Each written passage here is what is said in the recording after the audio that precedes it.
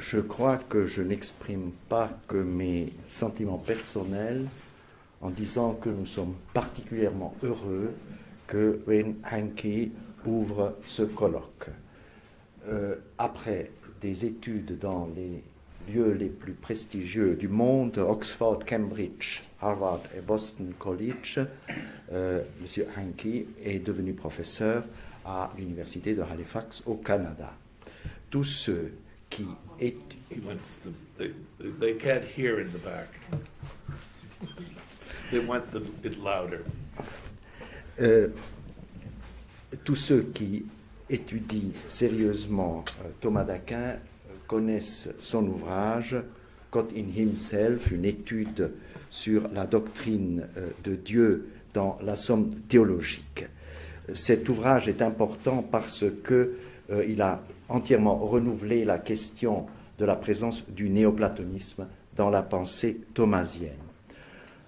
Un de ces articles est traduit en français et je pense qu'il contribue à une meilleure intelligence, pas seulement de l'histoire du néoplatonisme, mais de la pensée française en général. C'est l'article sur les 100 ans d'études de néoplatonisme en France. Il va ouvrir ce colloque avec une question qui évidemment est au cœur même de la problématique qui nous intéresse, c'est-à-dire la somme théologique. Il va parler sous le titre Secundum quod materia patietur, sur le plan de la somme de théologie. Merci. Before I begin my talk, I can tell you that we have the English on this PowerPoint, so that you can follow those parts of my talk with the text. Also, because my French is so execrable, we are doing a duet. Le Père Gilles will speak the French parts of my paper. But before any of that, I have to say not only how grateful I am to Le Père Adriano and the equipe of the Léonine for this invitation, and to the Couvent Saint-Jacques for the wonderful hospitality and the privilege of living in this historical house so distinguished. But I must mention two people without whom my work would not have taken place. And one is Le Père Bataillon, who led me to the Le Père Saffray. And it is Le Père Saffray who gave the fundamental indication out of which my work on Aquinas came. And so I cannot begin without saying a great thank you to him and to this house, and to also commemorate with you the saintly life of Le Père Bataillon. So my text is entitled Secundum quod materia patibeter le plan de la somme de la théologie. Ma communication comprend deux parties. One, les caractères des principes d'ordre et le plan de la somme de théologie. Two, la structure structurant, I invent the phrase, de la divinité dans la somme de théologie. Le caractère, les principes d'ordre et le plan de la somme de théologie, le caractère de la somme de théologie. La somme de théologie, Sacra Doctrina ou Sacra Scriptura ou Doctrina Theologiae, est un manuel scolaire. Comme une somme, elle est à la fois complète et résumée, et elle s'adresse aux élèves des écoles, aux novices. Œuvre cléricale, mais non universitaire, la somme est rédigée à la troisième personne du singulier, ou à la première personne du pluriel. Son auteur est un Catholice Veritatis Doctor, prêtre et dominicain, magister in sacra pagina, maître régent à Paris, à Rome et à Naples. La somme de théologie était destinée premièrement aux Dominicains qui étaient formés par les lecteurs dans les couvents de l'ordre, incipientes. Ce monument de sagesse trouve ses origines dans la charité d'un lecteur conventuel et dans son intelligence des besoins de ses frères et du clergé de l'époque. Enseigner ea quod sacram doctrinam pertinent secundum quod congruit ad eruditionem incipientium exige de procéder de la manière suivante. Breviter ac dilucide prosecui secundum quod materia patietur. Il faut distinguer la logique de la matière et l'ordre de la discipline, mais dans ce cas, une exposition autant que la matière le permettra sera selon l'ordre même de la discipline et convenable pour instruire les commençants. La matière de la Sacra Doctrina est Deus, comme subjectum d'une science. Elle traite sa matière secundum ordinem ad Deum. The ordering to God renders it intelligible. There are two such orderings. The primary logic of the materia, proper to the science by which it is made intelligible, is set out in the prologue to question 2. However, the first two questions and the context in which Aquinas places Sacra Doctrina require another logic, one moving in the opposite direction. By the union of these two contrary logical motions, the plan of the Summa develops. B. Les principes d'ordre et le plan d'ensemble de la Somme de Théologie. La Sacra Doctrina procedit ex principis notis lumine superioris scientiae, eles subordinata a la scientia Dei et Beatorum. La théologie première est celle de Dieu qui se connaît lui-même par lui-même. The ordering sum ratione Dei respects not only what is known, but also how it is known. Our Sacra Doctrina considerat aliqua secundum quod divinitus revelata. Lumine divinae revelationis, it proceeds from God's theology. As participation de la science de Dieu, or quaedam impressio divinae scientiae, it transcends the opposition of theoretical and practical sciences. Comprehended sub se utramque, sicut et Deus eadem scientia se cognoscit, and ea quae fecit. Magis speculativa quam practica, because of its primary orientation to God, it shares God's unity and begins with God. As quaedam impressio divinae scientia, the Summa as a whole and in its parts describes self-related circles. First, Mone in Deo continenter omnia. 2, going out pro hodus exodus, return epistrophe reditus et Deum convertuntur omnia, by which all things come out from and circle back to their beginning. 3 parts of the Summa accomplish this: De Deo, De motu rationalis creatura, in Deum, De Christo, qui secundum quod homo via est nobis tendenti in Deum, uniting the other 2, thus perfecting God's self-return. Following Augustine, Aquinas imports the circle of conversion into the first principle by his understanding of the Trinity. Thus, this theological circle, beginning and ending in God, and even within the divine essence, is total.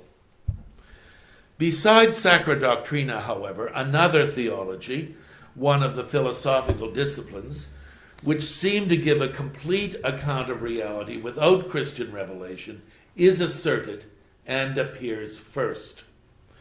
The initial arguments of the Summa propose that whatever is not above reason is sufficiently treated in the philosophical disciplines. This includes God. Non fuit igitur nesciscarium, praeter philosophicas disciplinas aliam doctrina haberi. Two theologies are possible because they differ, secundum genus. Both have their ground in the desiderium naturae. Both are imperfect par rapport à la connaissance de Dieu in patria. And both are necessary. Sacra doctrina is necessitated by the desire for God, sicut et quendam finem qui comprehensionem rationis excedit. The philosophical disciplines, tractant secundum quad cognoscibilia lumine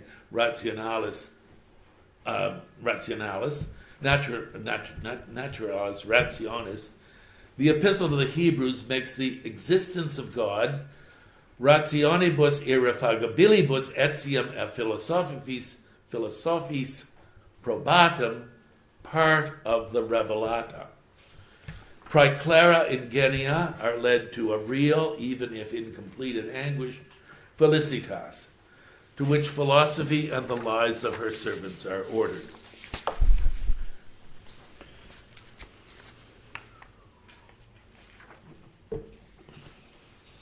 Parce que c'est par sa nature même que l'homme aime Dieu plus que soi-même d'un amour d'amitié,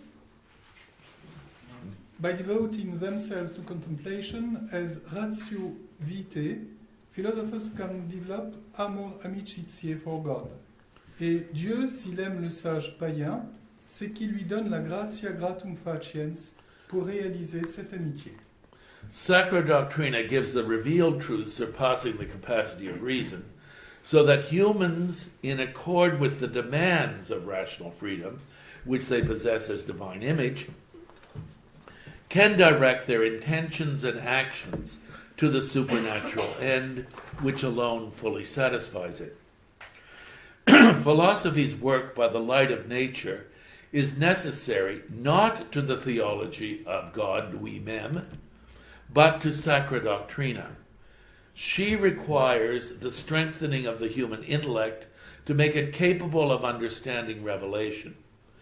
Haec scientia accepere potest aliquid a philosophicis disciplinis propter defectum intellectus nostris. En effet, ce que nous connaissons grâce à l'exercice naturel de notre raison nous facilite l'accès aux réalités supra-rationnelles. The descending and returning circle, described by Sacra Doctrina, must contain the upward movement of philosophy from creatures by the light of natural reason. Iedem est via quae descenditur et ascenditur.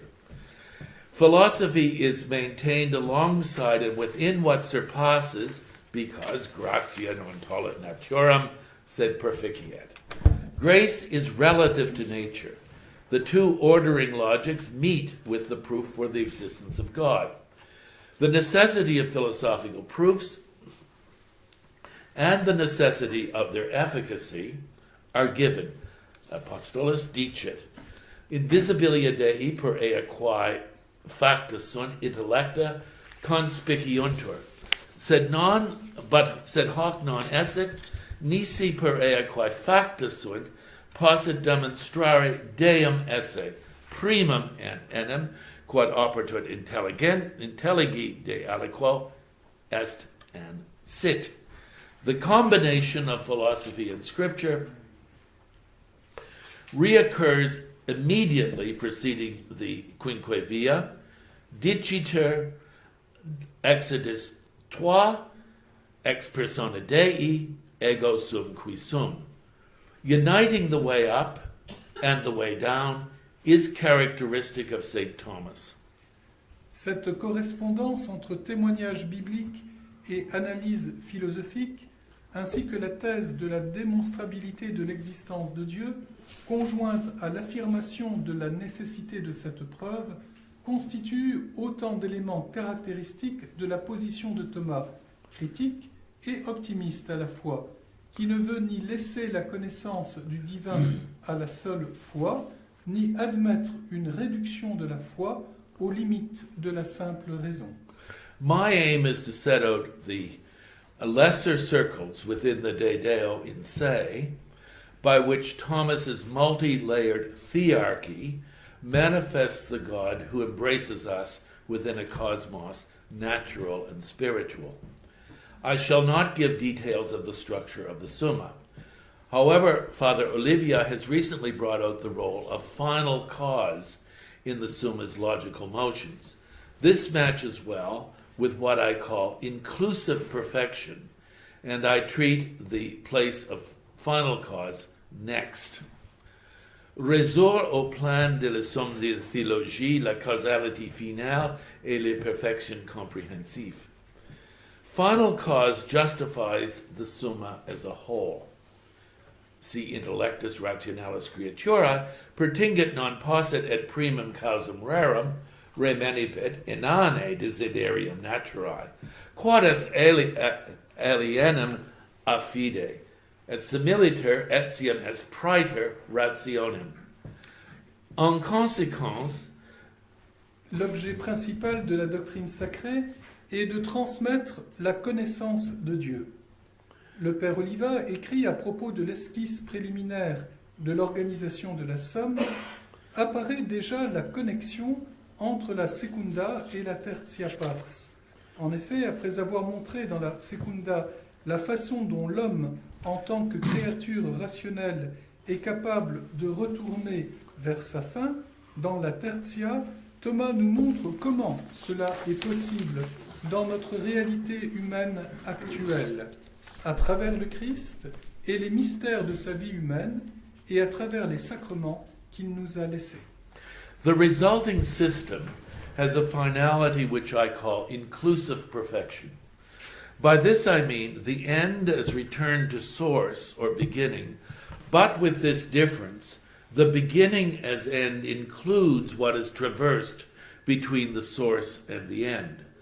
Thus God as end, attained in the epistrophe, et Deum convertuntur omnia, through Christ qui secundum quod homo via est nobis tendendi in Deum, is inclusive perfection vis-à-vis God as mone in Deo continenter omnia. Le Père Oliva écrit « Le Christ en tant qu'homme est la voie de notre retour tendendi à Dieu, et en tant que Dieu, il est la fin de ce retour même. » That is God again, but now known as containing and redeeming by the life, death, and resurrection of the Son of God and man, the fall into which alienated existence with its consequences. Overall, the Summa Theologiae advances through circular movements by which an aliud is included in the per se. Thomas's understanding of God and himself, set out in the De Deo in se, must be and is determinative of the whole structure. This inclusive finality appears first in the movement from the De Simplicitate to the De Unitate, and ultimately in the conversio of the divine essence upon itself, in the movement of the Trinity from the Father to the Spirit. In the Trinitarian exitus et reditus, the aliud is the divine essence itself. In its real relations, the divine essence is opposed to itself as given and received. I trace this development in the second part of this paper with the intention of showing that the principle of the incarnation is present and operative in the De Deo. A hint of the importance of the movement from source to final cause is given in the Quinque Viae. 4 of them have a rough relation to at least 3 of Aristotle's 4 causes. Thomas uses them to structure his writing in the De Deo here, when moving from creatures to God, and at the end of the De Deo for moving from God to creatures, employing an order never used by Aristotle. In the Quinque Viae, form is between the moving and final causes, and in question 44, showing God to be creator in all 4 senses of cause, the order is efficient, material, exemplary, and final. The source of motion is the obvious beginning, just as its opposed cause, the final, is appropriate end. Glossing Aristotle, who also indicates their opposition, Aquinas writes, modus incipit a causa efficiente and terminator ad causam finalem. By means of the quinque viae, the treatment of the divine names begins from one, an articulated cosmos. From mere motion, we pass to things ordered as necessary and possible, greater and less. Finally, all are united teleologically. 2. A cognition which can know it. Mind passes from censoring to being an ordering intelligence. 3. A knowledge of God. The unmoved mover becomes a maker, necessary through himself, the standard of the greatest and best, the intelligence who orders the movements of nature to their good. Ainsi, l'identification, enfin, de ce premier avec le Dieu de la religion. This interconnection of nature, psyche, the psychological movement, and divinity is characteristic of ancient and medieval understanding and of the movement of the Summa Secundum Ordinem Disciplinae. At the start of the Secunda, the structuring finalities appear strongly. Comme l'écrit le Père Oliva, le traité des hominés de la prima pars se termine par l'étude de l'homme comme image de Dieu, image dynamique dans l'ordre de la causalité finale. Cette image, en effet, est destinée à s'accomplir dans la vision face à face. Et voilà que ce traité appelle immédiatement celui sur la béatitude qui ouvre la secunda pars. The Secunda reiterates the prima in that for a world remaining in God, because it either is God or is made by him, it rests within his governance. Aquinas substitutes the vast world, the image of God, makes through virtue and vice. Freedom, inherent operative power, and the finality which is their condition are laid out. After a prologue de imagine Dei, secundum quod et ipse est suorum operum principium, quasi liberum arbitrium habens et suorum operum potestatem, Aquinas takes up de ultimo fine humanae vitae, beatudo. Cette fin est la raison, comme l'écrit le Père Oliva, qui constitue la béatitude ultime de l'homme, mais qui dépasse l'homme même, car elle l'unit à la cause première, Dieu lui-même, et sous un certain aspect, unit l'homme à toute la création, car Dieu est la fin ultime de toute créature. Malgré ce dépassement, le fondement est le désir naturel de l'image de Dieu, suorum operum principium, non poussé par d'autres. The return to God as goodness per se takes place in the cosmos fallen, in the exodus of the Secunda. That fall is a consequence of our pursuit of our good happiness, and that quest contains the possibility of our return. Thus the Secunda is named by motion, de motu rationalis creaturae. Each thing is moved by, indeed, convertitur et suum bonum, implicitly at least, the cause from which it proceeds, primarily and ultimately God. The human motion is given a way back. The prologue of the Tertia says that post considerationem ultimi finis humanae vitae et virtutum et viatorum ad consummationem totus theologiae in negotii, its consideration of Jesus Christ will be as the way of truth, per quam ad beatitudinem immortalis vitae resurgendo pervenere possimus. God as end includes the human, not only because of the hypostatic union, the fundamental basis of the doctrine of the Tertia, but also because God is the human beatitude. Nor is it solely as end that the human is included. Jesus Christ, quia via veritatis nobis, includes and strengthens our character as rational and the proper freedom of the rational. Finem autem apportet esse praecognitum hominibus, qui suis intentionis et actionis debent ordinari in fidem. So now we pass to the second and final part, la structure structurante la divinity de la Somme de Théologie. And the first part is entitled From Simplicity to Unity.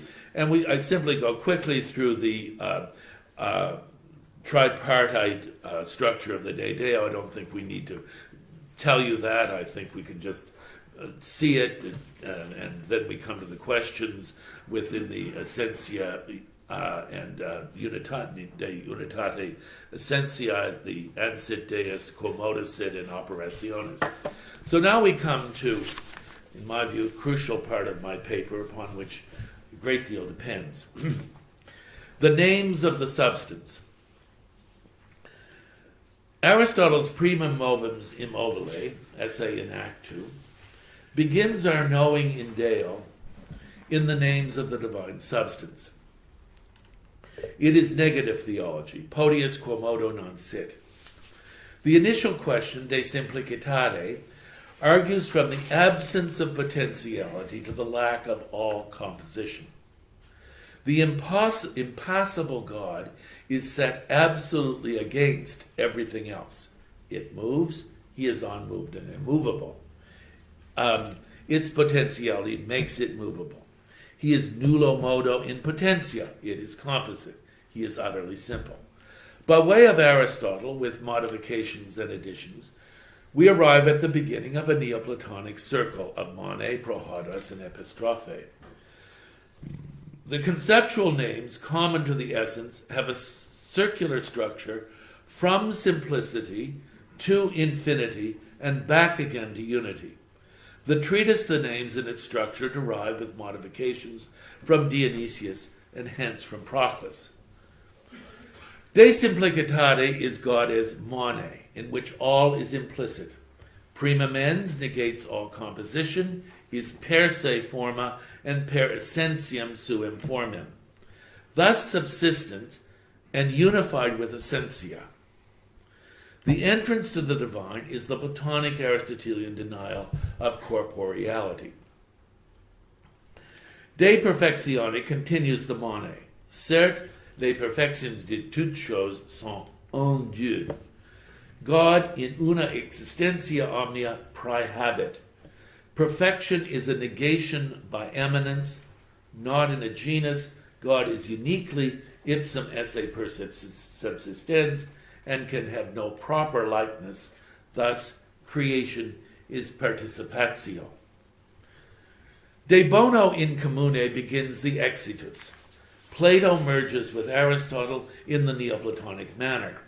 The good for Aquinas is simultaneously efficient and final cause. As the end, it presupposes the other causes. De bonitate Dei, bonum dicitur diffus in de bonitate Dei, bonum dicitur diffusivum sui esse, is applied to God.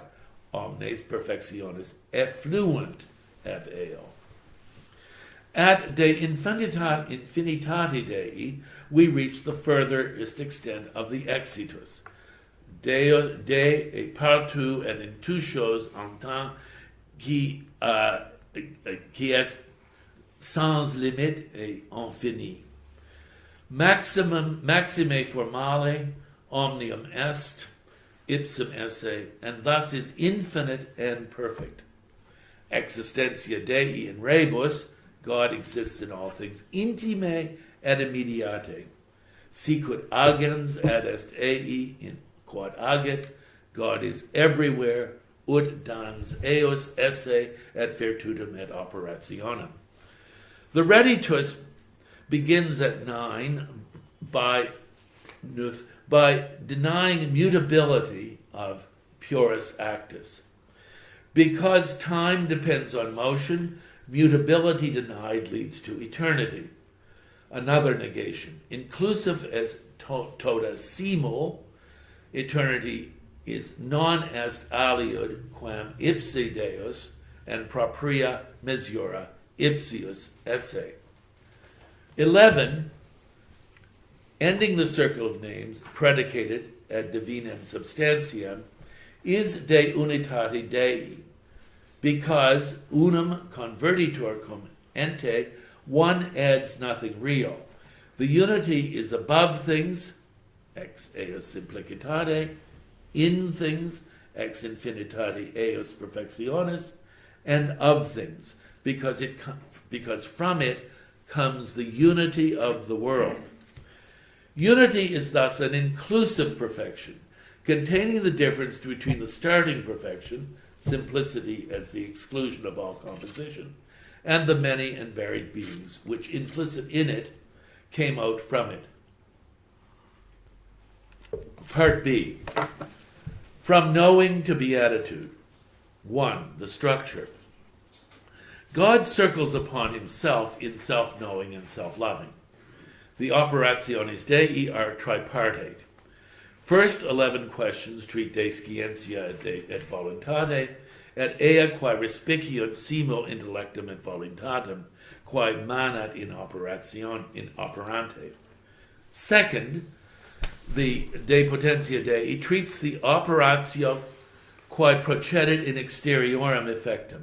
Ultimo, concluding the considerationem eorum quae ad divinae essentiae unitatem pertinet, considerandum est de divinae beatitudine, an inclusive perfection. So the next section is entitled Widening Internal Difference, from substance to operations and from knowing to willing. Comment Dieu est connu par les créatures et les noms qui nous donnons à Dieu.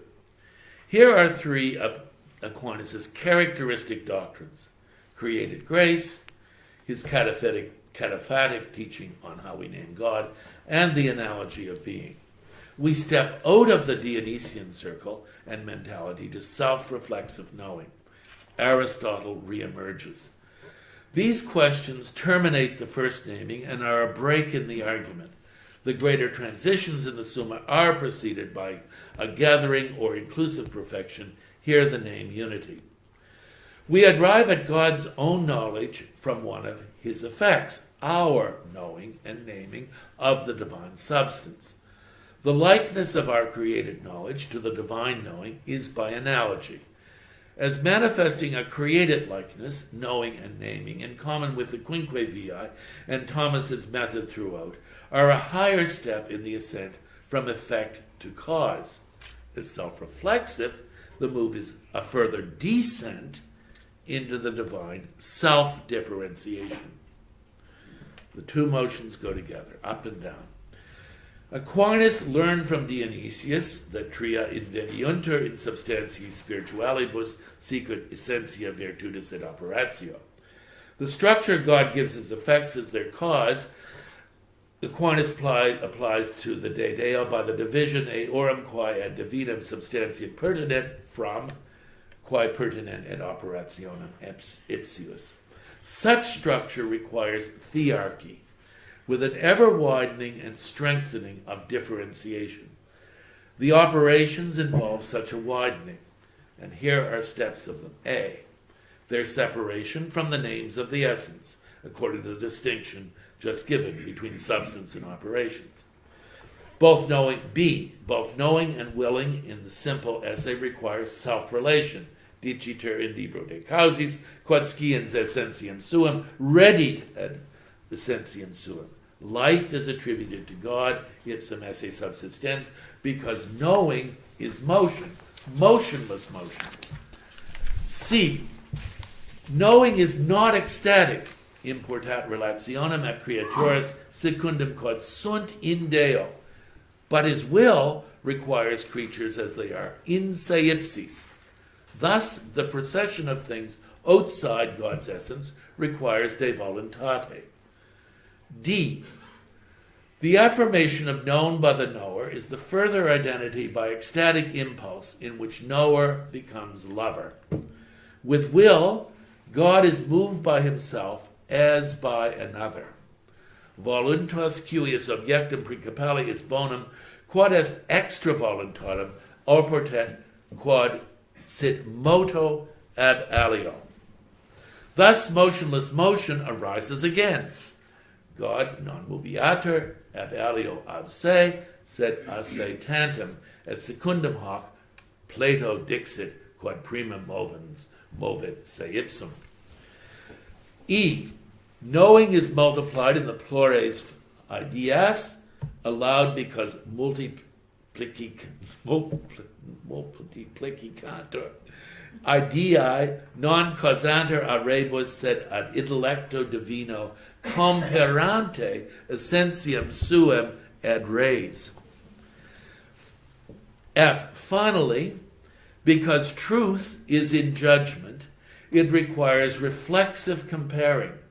En défait, la vérité par la conformité de l'intellect et de la chose. To be called truth, the divine intellect must circle around itself to compare what goes out from it to itself.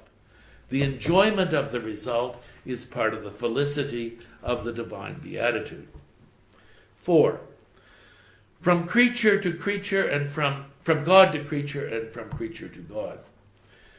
From the pseudo-Aristotelian liber de causis, Aquinas adopts the principle that a thing is known according to the mode of the knower to enable God's knowledge of creation despite the Aristotelian identity of knower and known. Distinctions within God are required to solve the remaining problems of the identity of knower and known with God. If the first caused by knowing, then all it knows would exist necessarily and eternally. Thus, the emanation of really distinct creatures requires will in addition to knowledge. Second, the basis of the intellect must be discernible. The basis of the effect must be discernible in the cause in order for it to be known as cause. In fact, different modes within the divine correspond to and cause the differences between creatures. Aquinas distinguishes scientia visionis from scientia simpliciis intelligentiae, and the love which creates irrational creatures, the amor quasi concupiscentiae, from the amor amictitiae, creating rational creatures with whom God can enter into friendship. That rational creatures require a different form of creative love points us backward to the desiderium naturae and forward to the importance of the invisible missions of the Trinity. 5. Ea quae respiciunt simul intellectum et voluntatem. These three questions make the third general distinction within the operations. To allow ipsum esse subsistens to have its proper effect entia, as substantial and proper images of the first cause, thus causing as well as caused, Aquinas goes back to a distinction between providence and fate as old at least as Plotinus. He distinguishes between providence, which is in the cause, and governance or execution, which is in the governed and requires the substantial reality of second causes. La providence n'est pas dans les choses qu'elle concerne, elle est un certain plan de l'intelligence qui ordonne à la fin. Mais la réalisation de la providence, qu'on appelle gouvernement, se trouve comme passion dans les êtres gouvernés et comme action dans celui qui gouverne. These causes take us back to the fifth of the Quinque Viae and forward to the third and final part of the De Deo, De Rerum Gubernatione, by which creatures are maintained within the good which is their end. Although creation has emerged, it remains in God. 6. De potentia et beatitudino Dei, completion, summation, and break. De potentia Dei treats the operatio qui procedit in exteriorum effectum. This and the De beatitudine Dei conclude quae ad divinum essentiae unitatem pertinent. A change in the form of the argument comes after these two questions. We cannot deduce per naturalem rationem that real relations exist in God. That is, real giving and receiving, and thus real opposition within the divine essence. In consequence, Although the Trinitarian real relations are formed from the internal activities of the essence, and are both necessary and natural, we need scriptural revelation to be sure that they exist. This lack does not stem from weakness in their logical necessity, but from the deficiency of human knowing. This break comes after a conclusion whose inclusivity is emphasized. De Beatitudine Dei argues that la perfection de Dieu comprend toute perfection, donc la béatitude de Dieu comprend toute béatitude. Beatitude returns us to the first positive name of the simple substance and to the beginning of the operations in knowing. Beatitude is bonum perfectum intellectualis creaturae. Indeed, beatitude as intellectual takes us back to the origin of the summa in the desiderium naturae. On doit donc attribuer à Dieu la béatitude selon l'intelligence, comme aussi à tous les bienheureux qui sont dits bienheureux par assimilation à sa propre béatitude.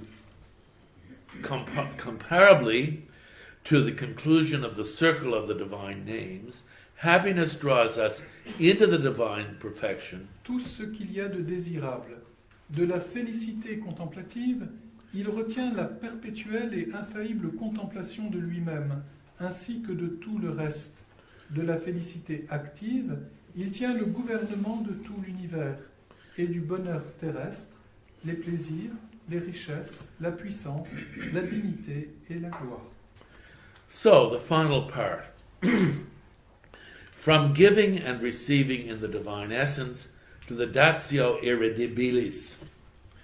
1. Exitus parfait dans la procession ad intra de Dieu. The structure of the treatise De Trinitate Personarum in Divinis is complex, because the relations are both essential, based in the conceptual names, notions, and real, and therefore also subsistent individuals. In consequence, it is two circles moving in opposite directions, which correspond to the great movements from God's self-revelation and from creatures. In them, the exitus reditus encircling continues, but differently. The procession of persons draws us back to the identity of God's essence with his existence. These processions are not operations of the essence or substance, but are the relations of the essence itself, in which it is opposed within itself as giving and being received. This return to the origin, ipsum esse subsistens, is also the last internal development of its fundamental logic. The Trinitarian processions are the last perfect circular emanations within the essence, according to the law. Plus la procession est parfaite, plus le terme fait un avec son principe. The exitus within the divine essence is such that the persons are mutuellement l'un de l'autre. La sortie du Fils émanant du Père s'entend à la manière d'une procession intérieure, celle du Verbe qui sort du cœur, tout en y demeurant. En Dieu, cette sortie n'évoque donc qu'une distinction relative. Néanmoins, la nature divine est indivisible. Il faut donc que le Père, en engendrant le Fils, lui communique la nature tout entière et ne se distingue de lui que par une pure relation d'origine. Aussi, par l'amour, Dieu est mis hors de lui-même en l'aimé, et le don est reçu. Licet motus non sit in divinis, est tamen ibi accipere. Because the divine processions are in the identity of nature and can only be the giving and receiving of God to himself as other from himself, the relations formed are real. Relation in God is magis per modum ad alium se habentis, and is similat relatione identitatis. De relatione autem relationis est respectus unius ad alterum, secundum quem aliquid alteri apponiter relative. Cum igiter in Deo realiter set relatio apportet quod realiter sit ibi oppositio. God modifies himself on the way to making others. The knowledge which belongs to the divine essence as subsisting and returning on itself is modified as producing or received. Essentia in patre is est secundum relationem dantis, in filio secundum relationem accipientis. Third part, second, the last part. Nexus duorum et datio irredibilis, l'esprit comme transition et perfection inclusive. Father and Son are two subsistences and opposed as knower and known. Le nexus duorum est le Saint-Esprit qui procedit a patre et filio ut sunt plures, procedit enim abeis ut amor unitibus duorum. Il est leur mutus amor. Si l'on fait abstraction du Saint-Esprit, lien des deux, il devient impossible de concevoir l'unitas connexionis entre le Père et le Fils. Aussi dit-on que tous sont liés ou connexes à cause du Saint-Esprit. C'est la langue et la doctrine d'Augustin. Thus the whole Trinitarian process is a conversion, an exitus et reditus, the process, the basis of the last going out and return, creation, as Professor Emery would tell us if he were here. The Spirit has two opposed aspects. On the one hand, as connexio nexus unitatis, it is the bond of love overcoming the opposition of Father and Son as giving and receiving. As Spiritus, the proper name of the third person, as well as the nature of divinity as such, the return to Spirit is to the unity from which personal difference arises. On the other hand, the Spirit is love is ecstatic. Le propre de l'amour est de mouvoir et pousser la volonté de l'aimant vers l'aimer. Donum proprie est datio irredibilis secundum philosophum, ratio autem gratuite de nationis est amor, unde cum Spiritus Sanctus procedat ut amor, procedit in ratione doni primi. The Spirit is the term of the outward movement within God and of the divine Trinitarian conversion in a return to the principle.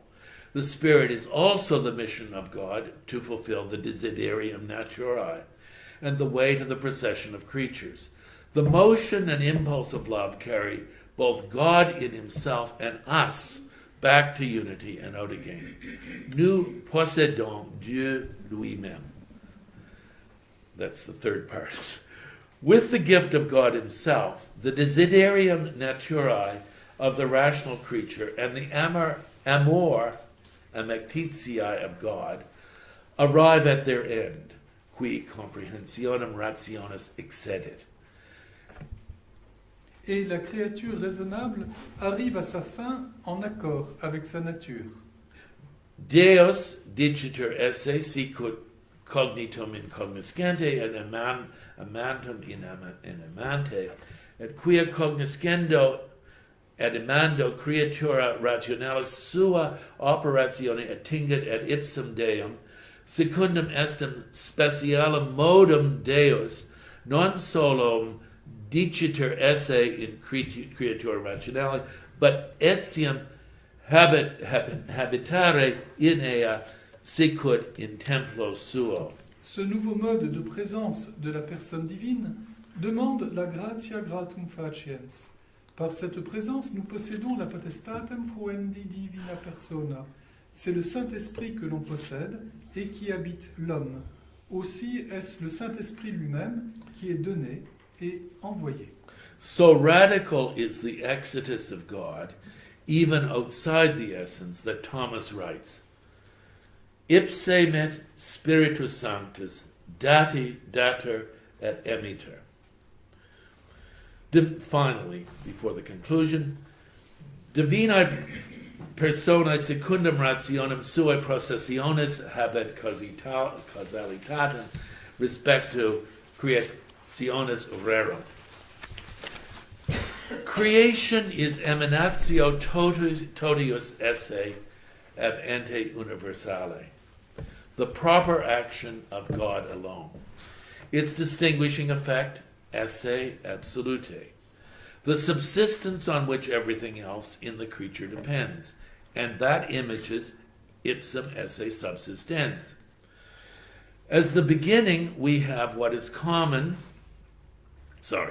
as at the beginning we have what is common to the divine essence, but now known to be acting according to its Trinitarian nature by knowledge and love. La vertu créatrice de Dieu est commune à toute la Trinité. Autrement dit, elle ressortit à l'unité des sens. La création des choses est trinitaire. L'origine de la procession des créatures à partir de Dieu est la puissance de Dieu. Operatio qui procedit in exteriorem effectum. Power originates in what is known prior, the Father. Bien que créé soit commun à toute la Trinité, cependant, les personnes divines, selon la raison de leur procession, ont une causalité à l'égard de la création des choses.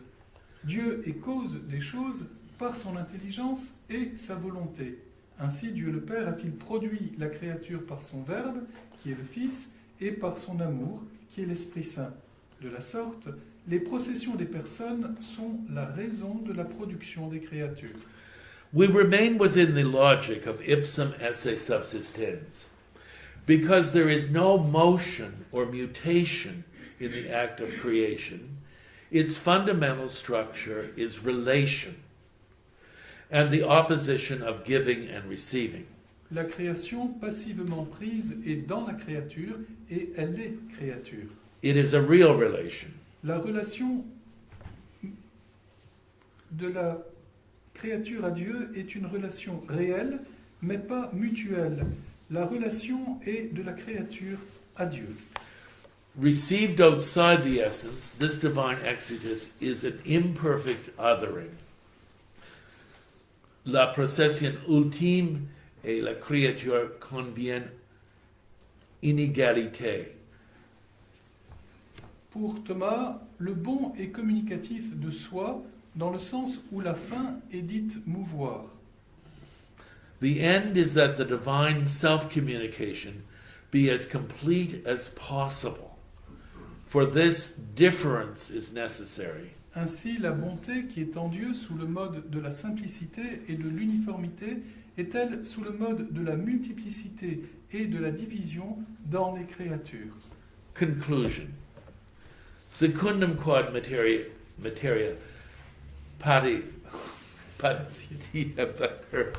Sorry. As we have moved through the De Deo from the I am who am to the mission of the Spirit and the procession of creatures, the determining structure of the Summa has emerged. In it are two motions, both drawn by God as final cause, the first containing the other, but requiring it. The first descends from God by the light of revelation. The other rises from creatures by the light of natural reason. Within these, because esse as per se forma is self-related and self-affecting in an internal dynamic of self-differentiation, remaining exitus et reditus is established as the universal governing structure, within and without. The per se generates and includes its own aliud. The Trinitarian relations make explicit the structure of that by which we come to them, secundum quod materia patieter. Thomas's metaphysics of being, of esse, is Trinitarian. God converts upon himself, drawing humans according to his will and their own desire into the circle of his life. The incarnation is not added at the end of the system. Its deep ground is established in the beginning with the difference in identity of esse and essentium of the ipse esse subsistens. The key both to Thomas's differentiations and the movement through them is that the argument is step by step. Aquinas ends with God as three, but begins with God as one. We pass by the way of the self-reflexivity of God is knowing, but we begin with the circle described by the names of the simple substance. We get to real relations in God based on internal opposition by way of God's self-knowing and loving. These activities are not themselves the Trinitarian persons, though the middle term is the self-affectivity of the divine giving and receiving of itself. Aquinas repeats the same content under different perspectives.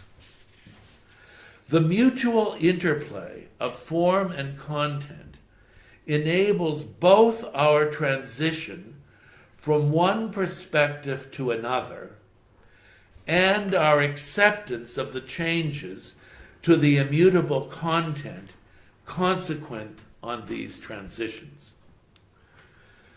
So the psychological movement and the ontological movement must go together. It is a work of spirituality, always at the same time, that is a work of philosophy, theology, and ontology. These have to be together. They cannot be separated. Aquinas is a perfect Neoplatonist. Every one of them knew that. While our theology cannot start as being Trinitarian, or God is incarnate, step by step, our reasoning about it and its representation to us are more conformed as the differentiated multiplicity within the simplicity is more manifest. By this means, disciplina and doctrina are united, and sacred doctrine can proceed according to a phrase I cannot correctly pronounce.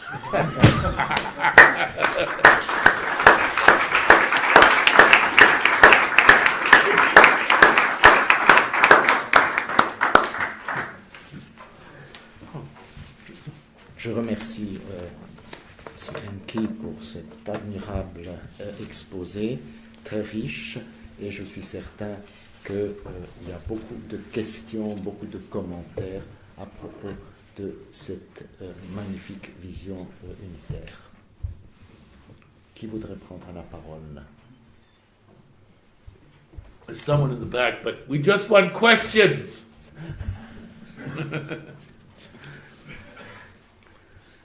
Alors peut-être je me permets de poser une question. Vous avez montré admirablement la cohérence de ce plan de la Somme théologique.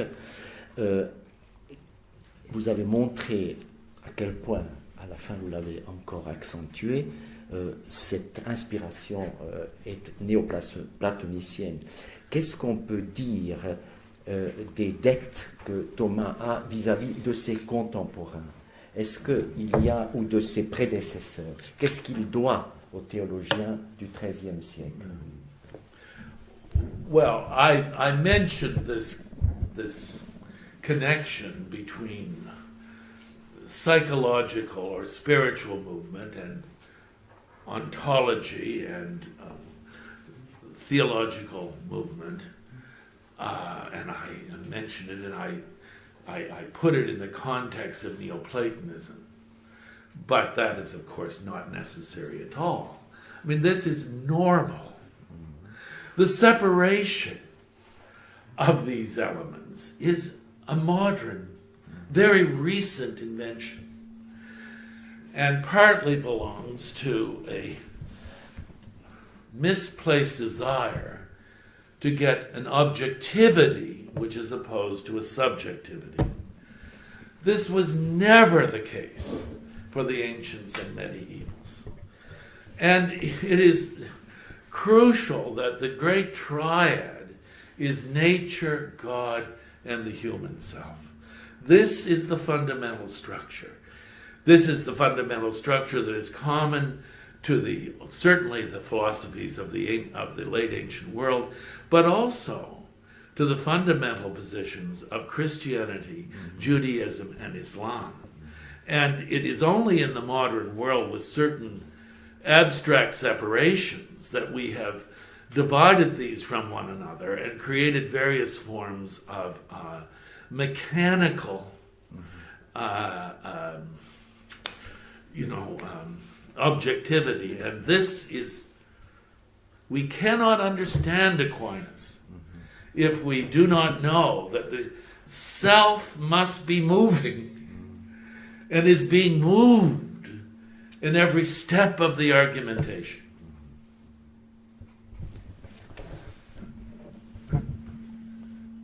Je vous redemande qui voudrait prendre la parole, qui voudrait intervenir. Oui, monsieur. Vous avez dit... Parlez fort, s'il vous plaît. Ah oui. Vous avez dit...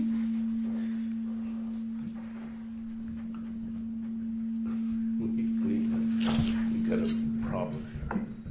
Here, let's try this. What have I said? Vous avez dit, God modifies himself Yes, on the way to making others. yes. Others, c'était les personnes de la Trinité ou les créatures?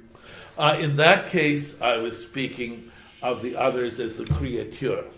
And I was speaking of what the text is very clear that that there is this modification so that, God is given first from the power to the Son as knower and to the Spirit as lover will, and this is the internal Trinitarian process or self-modification by which it emerges to the creatures. The text is absolutely explicit. Oui, mais alors, vous avez dit, la relation de la créature à Dieu est une relation réelle, Yes, mais pas mutuelle. oui, J'aurais dit, la relation entre Dieu et la créature est une relation réelle dans les créatures yes, et seulement une relation de raison en Dieu. absolutely. De That's ce point de vue-là, il n'y a excellent. pas de changement en Dieu, Oui, contrairement oui, à la théorie générale, oui. bien connue en philosophie analytique, du Cambridge Change. Yes. So no, you're absolutely correct. That's exactly the Thomistic doctrine, that the creation, the relation is real in the creature, but not in God. Yes. Donc, à mon avis, Dieu ne peut pas se modifier lui-même. Well, he does within himself. He says so perfectly. I mean, to have the essence both as something given and received, which Aquinas speaks of as opposition. You cannot call that to have the same thing as given and received is certainly a modification. And he calls it an opposition, and he says because it is an opposition, it is a real relation. I mean, his logic is absolutely strict, and I have only reported exactly his own words. Because when you're dealing with something as dangerous as this, you want to be sure that you have checked your quotations. Est-ce qu'il y a d'autres questions? Oui, Olivier Boulnois. Ah, yes. Hello. Merci beaucoup. J'ai été très frappé par la place que vous accordiez à la Trinité, qui est présente dans tout votre exposé et pas simplement dans la prima pars, là où on l'attend. Et donc je voulais vous poser une question. Est-ce que pour vous, le plan de la Somme théologique ne sert pas aussi à répondre à l'objection de la philosophie arabe et de la philosophie juive qui critiquent le christianisme comme affaiblissant le monothéisme ou comme niant le monothéisme? Est-ce que ce n'est pas une manière d'affirmer à la fois le monothéisme et la Trinité dans l'ensemble de la Somme théologique? Well, I don't know that it is directed in that way, but I have known and have said in writing, in print, for more than 30 years, that the whole business of saying that Aquinas starts with a known God as one, and then inflicts that logic on everything else, which was the universal position of the greatest minds of the first half of the 20th century, is rubbish. It's not only not true, but he doesn't get it where they say he gets it from, Augustine, in which it does not exist either, and the place from which he gets it, and it's very clear, is exactly where they say he couldn't have got it, and that is from Pseudo-Dionysius. It is to be found in his commentary on the divine names, and that is the structure of treating God first one and then three that he finds there. And for him, the one is incomprehensible. We are joined to God as to the unknown. So we are certainly not starting with some kind of abstract, some kind of knowledge of the one as something of unity as something given and grasped by the mind on which we are then imposing.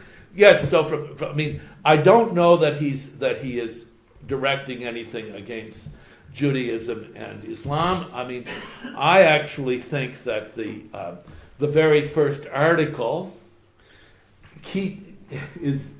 we are thinking constantly of Averroes on the one hand with the objections, and Moses Maimonides on the other hand with the respondio, because the separation between what can be known according to faith and what can be known according to reason, he has from Maimonides, beginning with his commentary on the sentences, as Le Père Oliva will affirm. So I don't know that he's directing this against any kind of monotheism. But what I do know is we're certainly not beginning with everything that was denounced about Aquinas for about 50 years, namely a kind of known de Deo, a de Deo uno, which falls into knowing, which derives from Augustine and is then imposed upon the structure of theology. That's simply wrong.